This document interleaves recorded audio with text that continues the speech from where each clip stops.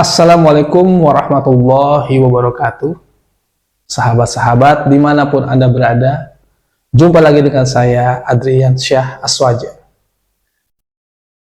Mungkin sahabat-sahabat ada yang baru menonton channel saya, dan juga mungkin ada yang sudah lama bergabung dengan channel saya, sehingga memang channel ini banyak membahas tentang keajaiban-keajaiban dari amalan-amalan seperti sholawat, istighfar, surat Al-Waqiah, dan lain sebagainya. Baik sahabat-sahabat dimanapun Anda berada, banyak sekali pertanyaan-pertanyaan dan perdebatan-perdebatan di grup Telegram, juga ada di komentar yang menganggap bahwa teori yang saya berikan ini tidak sepenuhnya benar. Banyak orang-orang yang sudah mengamalkan tapi dia tidak berhasil. Tapi ada juga yang dia mengamalkan lalu dia berhasil. Ya memang hidup itu ada yang berhasil, ada yang tidak. Tapi harus kita lihat dulu, apakah benar-benar 100% tidak berhasil atau berhasil tapi tidak sesuai dengan ekspektasinya. Baik sahabat-sahabat, saya mau cerita sedikit tentang subscriber, yaitu ada Mbak Fatimah ya. Beliau sudah mencoba mengamalkan sholawat Adrikmi ya. Kemudian tiba-tiba beliau dapat uang, lalu dapat kiriman baju yang dia idam-idamkan, dan banyak hal. Ada juga Mbak Ren ya, itu yang beliau bisa beli koper warna pink yang sebenarnya dia sudah sangat inginkan, diidam-idamkan dalam pikirannya, ternyata berhasil terwujud.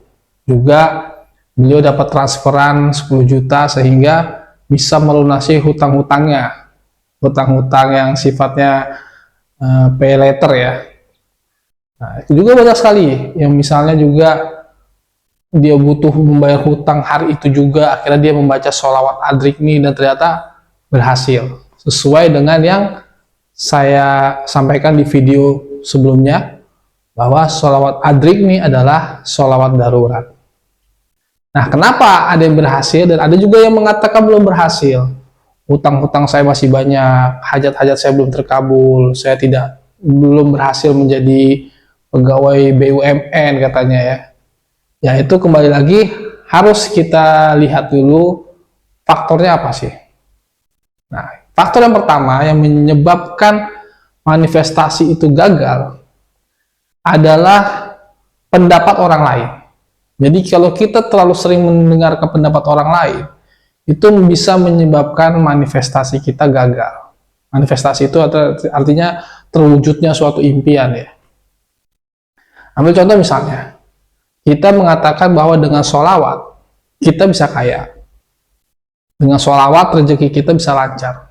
Tiba-tiba sahabat-sahabat itu memahami teori lain, mungkin dari TV atau dari teman, saudara yang tidak mempercayai dengan keajaiban sholawat. Nah, ini bisa mempengaruhi juga. Jadi bisa dihitungnya sebagai ketidakyakinan atau ketidakimanan lah, tidak beriman lah, seperti itu. Mungkin agak lebih kerasa begitu ya, tidak beriman. Banyak orang-orang tidak beriman dengan sholawat bisa mewujudkan apa yang kita inginkan. Sholawat itu bisa memudahkan hajat-hajat kita terkabul ya. Sholawat itu bisa memperlancar rezeki, memudahkan urusan-urusan bisnis segala macamnya. Banyak yang tidak percaya. Nah, mungkin sahabat-sahabat ini yang mengamalkan itu banyak bercerita pada orang lain, sehingga orang lain ini mengeluarkan opini-opini pribadinya. Nah, ini sebaiknya jangan dilakukan. Jadi beramal itu harus diam-diam, ya diam-diam. Artinya laksanakan dan yakini dalam hati, pokoknya yakin saya sama Allah, pasti dikabul. Dan jangan terlalu banyak mendengarkan teori-teori lain. Mendengarkan teori lain, membaca buku yang kontra, atau membaca artikel yang kontra, membaca video, menonton video yang kontra, itu jangan. Pokoknya amalkan saja, nanti insya Allah akan banyak keajaiban. Terus ada yang bertanya, kok berapa lama nih biasanya nih? Anda 5 tahun kah, 10 tahun? Nah, saya ini termasuk yang kalau ditanya sudah berapa lama hajatnya terkabul, impiannya terkabul, keajaiban itu muncul ketika bersolawat. Banyak yang bertanya seperti itu. Dan saya termasuk yang tidak memikirkan dan tidak mau mengingat-ingat ya. Walaupun ada beberapa hal yang saya ingat berapa tahunnya ya. Tapi kalau saya lihat keajaiban itu selalu ada. Selalu ada setiap saat dan mungkin yang kita fokusnya ke yang besar-besar. Kayak tiba-tiba dikasih mobil, dikasih motor, lalu dikasih ruangan ini ya, kasih ruangan podcast ini, dikasih alat treadmill segala macam gitu. Mungkin kita hanya berpikir yang harga-harganya mahal, tapi kita sering melupakan nikmat-nikmat yang sebenarnya besar tapi tidak kita hitung karena kita perlu bersyukur ya. Contohnya misalnya, saya seperti ingin ketemu seseorang ya, lalu tidak berapa lama saya ketemu orang tersebut. Saya ingin makan sesuatu, tiba-tiba saya ditraktir dan saya makan makanan itu. Atau saya ingin berkunjung ke suatu tempat, tiba-tiba ada suatu acara dan saya berangkat ke sana, saya diajak dan saya tanpa keluar ongkos. Dan ini sebenarnya juga menurut saya keajaiban karena saya tahu saya dulu sangat menginginkannya, loh tiba-tiba saya sampai tanpa saya mengharapkan kapan itu terjadi. Dan bisa jadi semua keinginan kita itu sebenarnya sudah terkabul yang dulu-dulu ya, terkabul hari ini, tapi kita karena sudah lupa atau merasa bahwa itu hasil ikhtiar kita ya. Ah itu mah bukan karena doa. Kalau doa berarti kan dari dulu aja dikabulkan. Kenapa baru sekarang? Itu sebenarnya doa itu ya terkabul karena sudah kesiapan kita. Jadi jangan terlalu pusing kapannya ya. Kalau menurut saya tuh ketika saya mengamalkan sholawat, keajaiban itu ada terus setiap hari. Tiba-tiba saya bangun tidur, makanan banyak. Tiba-tiba saya pergi ke suatu tempat, saya ditraktir dengan makanan yang saya suka. Nah, itu suatu keajaiban. Jangan kita terlalu menunggu keajaiban-keajaiban besar sampai kita meremehkan atau tidak bersyukur dengan keajaiban-keajaiban yang sifatnya kecil itu, atau nikmat-nikmat yang kita dapatkan yang kecil-kecil itu. Kita juga harus bersyukur terhadap itu semua.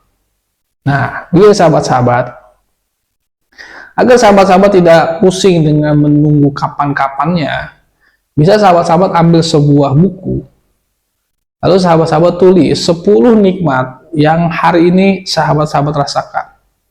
Contoh misalnya, 1, saya bisa makan enak setiap hari. 2, saya bisa tidur di kasur yang empuk. 3, saya punya teman-teman yang baik. Ya. 4, saya punya uang di rekening saya sekian. Ya. Saya punya uang di dompet saya sekian. Saya punya uang di teman saya sekian. Saya punya rumah, saya punya mobil, saya punya motor. Coba Anda tulis dulu. Setelah Anda tulis, coba baca setiap hari. Baca dan akhiri kata dengan Alhamdulillah. Maka dengan begitu, Anda akan merasakan bahwa sebenarnya nikmat itu sudah banyak. Keajaiban yang Anda dapatkan itu sudah banyak. Nah, setelah begitu, maka nanti akan Anda rasakan, akan ada keajaiban. Nah, setelah Anda mengamalkan itu, secara rutin setiap hari, nanti rasakan. Pasti ada keajaiban di berikutnya.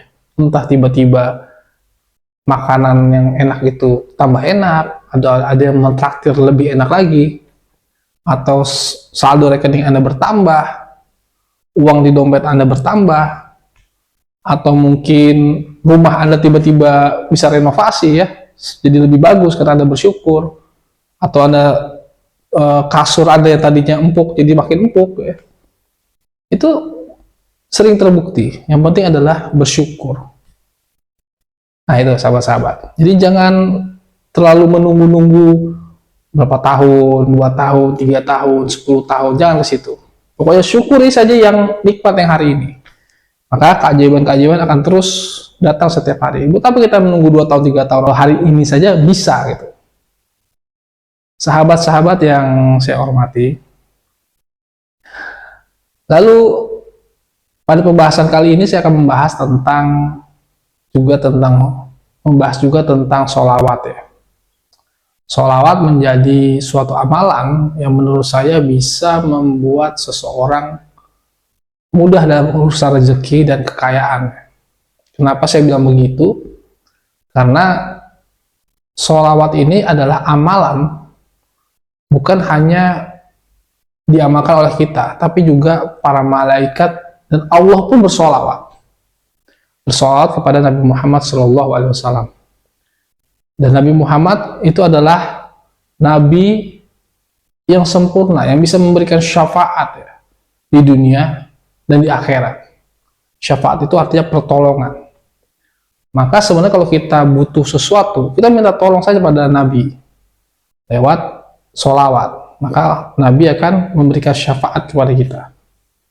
Nah itu, jadi boleh kita meminta syafaat Nabi dalam hal urusan-urusan duniawi, karena dunia dan akhirat itu sama saja syafaatnya.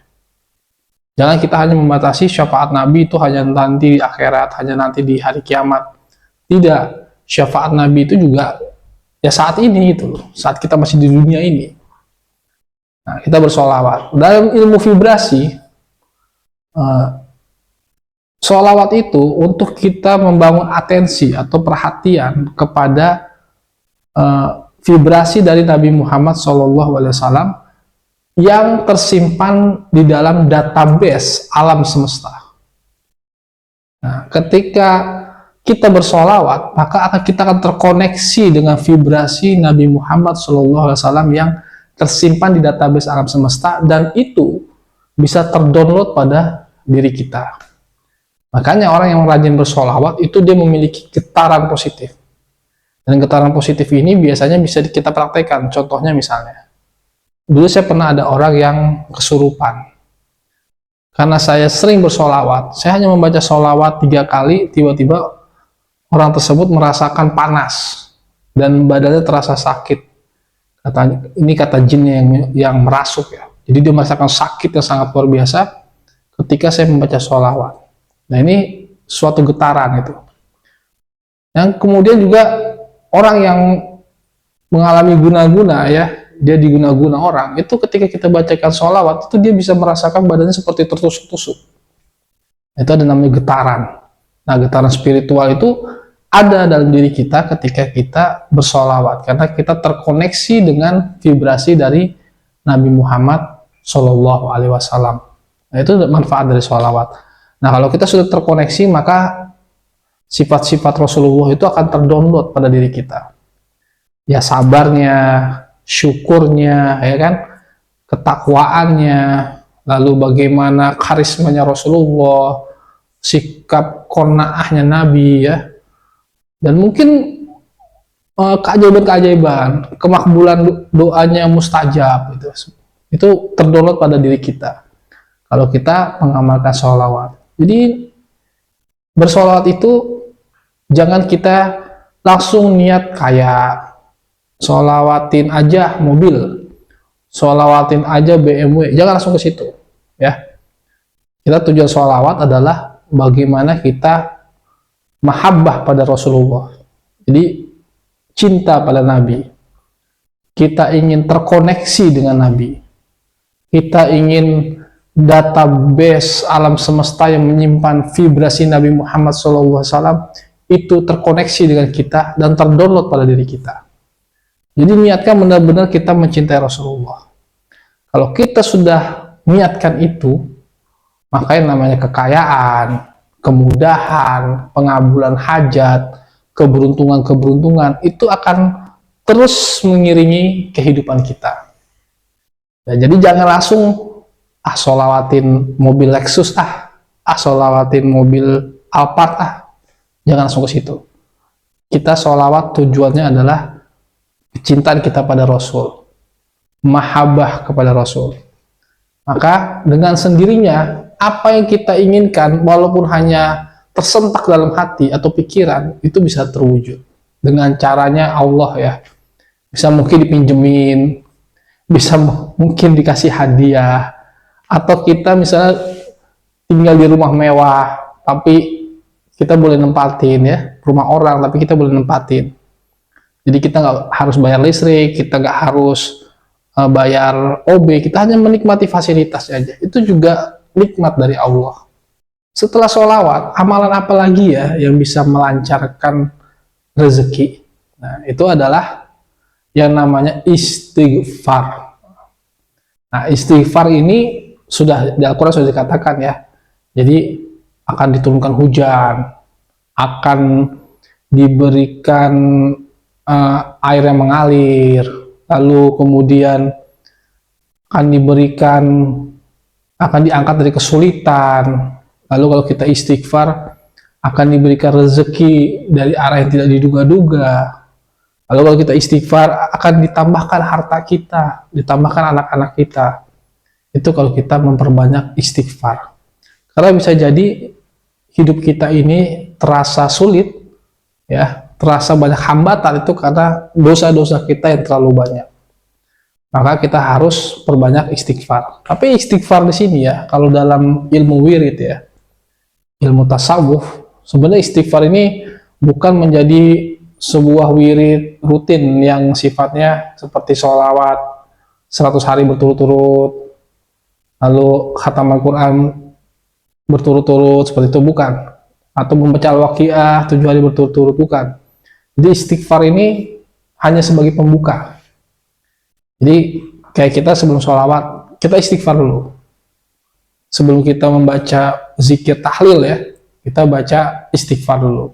Sebelum kita yasinan, kita istighfar dulu. Tujuannya apa? Untuk kita sucikan dulu hati kita. Kita sucikan dulu hati kita, baru kita beramal. Seperti itu. Jadi kita istighfar. Nah, kalau kita sering beristighfar setiap hari, ya, mau sholawat istighfar dulu, habis sholat istighfar, ya, bangun tidur istighfar, mau tidur istighfar. Nah, insya Allah nanti khasiat dari istighfar itu akan terwujud dalam hidup kita. Jadi memperbanyak istighfar itu adalah kita mengawali segala sesuatu dengan istighfar dulu. Jadi sebelum beramal kita beristighfar dulu. Nah, itu nanti kita terhitung menjadi memperbanyak istighfar. Rezeki kita dilancarkan, harta kita ditambah. Yang ketiga adalah membaca surah Al-Waqiah. Membaca surah Al-Waqiah ini memang sudah menjadi hadis ya, yang bisa dibilang sahih. Karena kalau kita baca Al-Waqiah itu nanti akan dijauhkan dari namanya kemiskinan. Kalau kita sekeluarga semuanya membaca Al-Waqiah secara rutin setiap malam, maka keluarga itu selama-lamanya akan dijauhkan dari kemiskinan, dijauhkan dari kebangkrutan, dijauhkan dari yang namanya kesulitan ekonomi. Pokoknya rezekinya lancar dan akan diberikan kekayaan. Mengamalkan Al-Waqiah itu bisa diamalkan misalnya setiap habis sholat 5 waktu, 1 kali, atau setiap malam, atau sehabis subuh, atau sehabis duha. Atau bisa juga dibaca 14 kali setiap hari Jumat, yaitu pada sehabis sholat asar di hari Jumat, membaca surat Al-Waqiah 14 kali. Jadi sehabis asar sebelum maghrib itu baca 14 kali, nanti rezekinya banyak. Atau yang lebih ekstrim lagi ya, kalau pengen cepat kaya, bisa dibaca 25 kali sehabis sholat. Itu yang ekstrim. Tapi kalau menurut saya yang satu kali saja. Lebih baik berkelanjutan ya, istiqomah. Yang keempat adalah Asmaul Husna. Jadi kita bisa bertawasul dengan Asmaul Husna ya. Tawasul itu perantara dari nama-nama Allah yang ada dalam Asmaul Husna. Jadi 99 nama Allah. Jadi kita bertawasul di situ. Bisa ya Latif, ya Latif, ya Latif. Nah, ya Latif ini bisa 129 kali atau 16.641 kali. Bisa juga 10.000 kali ya. Kalau yang pengen punya kekasih ya, atau ingin punya disenengin lawan jenis, bisa baca 10.000 kali sambil minta doa. Saya pengen si ini suka sama saya. itu bisa ya latif 10.000 kali. Lalu kemudian juga ada namanya wirid ya hayu ya qayyum. Ya, jadi ya hayu ya qayyum ini bisa 1000 kali. Nanti kalau kita mengamalkan 1000 kali setiap habis sholat itu eh, kita akan disenangi banyak orang, diberikan kekayaan, diberikan kemudahan setiap urusan. Dan kalau politisi nih, politisi misalnya pengen belusukan kemana-mana, lalu orang yang dideketin langsung suka sama kita, langsung ingin memilih kita, itu bisa baca ya hayu ya qayyum 1000 kali. Atau juga bisa baca ya wahab, ya wahab, ya wahab, itu dibaca 41.000 kali. Nah, ini pernah ada seorang kiai ya mengamalkan 41.000 kali. Saat itu kondisinya beliau sedang miskin, kondisinya punya santri, dan santrinya ini butuh semakin banyak ya, dan butuh makanan ya. Akhirnya beliau mengamalkan bersama santri-santrinya ya wahab, ya wahab, ya wahab 41.000 kali. Alhamdulillah akhirnya pesantrennya besar, santrinya tambah banyak, dan beliau bisa sudah berkali-kali pergi haji. Dan juga ternak-ternaknya juga semakin banyak. Itu baca zikir ya wahab, ya wahab, ya wahab sebanyak 41.000 kali. Yang kelima adalah biar rezeki kita lancar, yaitu dengan silaturahim. Ya, kita bersilaturahim dengan teman, tetangga, saudara ya, kita sambung. Kalau misalnya orang tua kita sudah tidak ada gitu ya, kita menyambung silaturahim dengan keluarga-keluarga orang tua kita atau sahabat-sahabat orang tua kita. Nah, itu akan melancarkan rezeki juga. Atau juga dengan teman-teman ya, teman kampus, bikin reuni-reuni aja gitu. Bikin reuni, sering kumpul, yaitu silaturahim. Berikutnya adalah berbakti pada orang tua. Ya, yang keenam. Nah, banyak orang yang kesulitan ekonomi itu kenapa? Sering melawan orang tua. Sering berkata kasar pada orang tua, sering membentak orang tua. Itu pasti akan berdampak pada karir seseorang. Akan berdampak pada rezeki seseorang. Maka dari itu kita harus berbakti pada orang tua.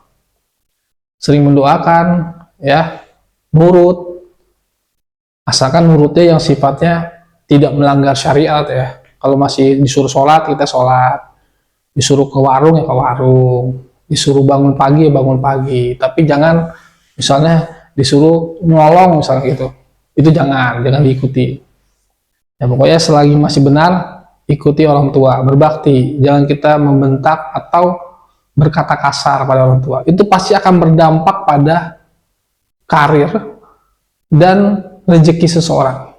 Jadi semakin kita berbakti pada ibu bapak, itu rezeki kita akan semakin mudah, rezeki kita akan semakin lancar. Syukur-syukur kita kalau punya uang ya kita kasih uang ke orang tua kita, itu bukan kita seperti tidak membuang uang, tapi seperti kita berinvestasi. Nah, nanti dilipat gandakan oleh Allah. Entah dari mana kita tiba-tiba dapat uang yang lebih banyak lagi. Kalau kita sering memberi uang pada kedua orang tua kita. Bagaimana misalnya orang tuanya sudah kaya, ya tidak apa-apa, tidak masalah. Yang penting kita kasih saja. Walaupun mau beliau lebih kaya dari kita, itu jangan dipikirin. Pokoknya kasih aja uang semampu kita. Gak usah besar-besar, bisa 100.000, 50.000, 200.000 ya. Syukur-syukur bisa 1 juta, 2 juta, 3 juta. Itu bisa dikasih ke orang tua. Jangan takut miskin ya. Pokoknya jangan takut miskin kalau sering ngasih orang tua. Pasti kita kaya. Lalu yang ketujuh, yaitu adalah guru ya, guru. Nah, kita harus khidmah ke guru. Kalau kita punya guru, dan artinya guru spiritual ya, guru ngaji atau guru yang mengajarkan kita mengenal Allah, itu kita harus berbakti. Ya, syukur-syukur kita kasih hadiah. Atau misalnya kita bersihin rumahnya ya, kita pel ya kan. Kita bawain sendalnya, kita bawain tasnya ya. Itu pasti akan mendapatkan keberkahan. Lalu juga bisa misalnya kita bantu keluarganya ya, keluarganya, anak-anaknya, kasih baju baru ya kan, anak-anaknya kita beli baju baru. Lalu istrinya kita kasih uang ya. Itu guru kita, berbakti pada guru. Ya bagus-bagus, gurunya dikasih mobil, dikasih, kalau dia mungkin ceramahnya jauh, kasih mobil, kasih motor, ya minimal motor lah, mobil, handphone baru, tidak masalah. Walaupun beliau nggak minta, kasih aja gitu, handphone baru ya. Mungkin Anda daripada ngasih handphone ke pacar ya, mending kasih handphone ke guru, insya Allah berkah. Karena kalau guru agama, guru spiritual itu pasti untuk hal-hal yang bermanfaat. Insya Allah kalau kita memiliki adab yang baik pada guru dan memberikan uang pada guru kita, nah itu nanti rezeki kita pasti lancar, bisa jadi kaya raya secara mendadak. Nah, baru yang terakhir adalah baru bersedekah kepada fakir miskin, anak yatim. Itu baru kita sedekah yang terakhir. Yang pertama itu orang tua, guru. Ya kalau misalnya saudara-saudara juga boleh gitu ya. Pokoknya kerabat dulu. Lalu guru yang mengajari kita. Dan yang terakhir baru fakir miskin, anak yatim. Jangan kita sedekah ke anak yatim, fakir miskin, tapi orang tua kita hidupnya susah secara ekonomi. Kita rajin sedekah ke panti asuhan ya, tapi keluarga kakak kita, anaknya susah minum susu, susah dapat gizi yang baik. Nah itu jangan sampai seperti itu. Sebelum bersedekah kepada fakir miskin anak yatim, kita bersedekah dulu kepada keluarga kita. Ya mungkin itu saja sahabat-sahabat, semoga bermanfaat. Assalamualaikum warahmatullahi wabarakatuh.